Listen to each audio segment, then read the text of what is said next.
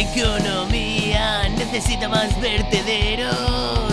Los basureros se nos quedan pequeños. Necesitamos continentes enteros.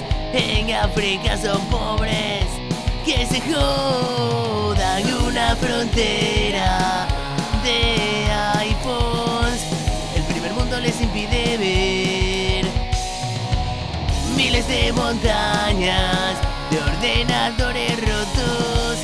En África 3G. El consumismo nos está consumiendo. No nos importan daños colaterales. Creamos todo para romperse en busca de un beneficio.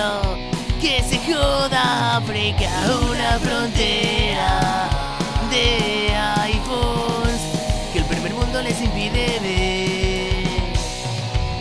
Miles de montañas de ordenadores rotos en África 3G. ¿Cómo podemos ser tan esclavos de algo que hemos creado?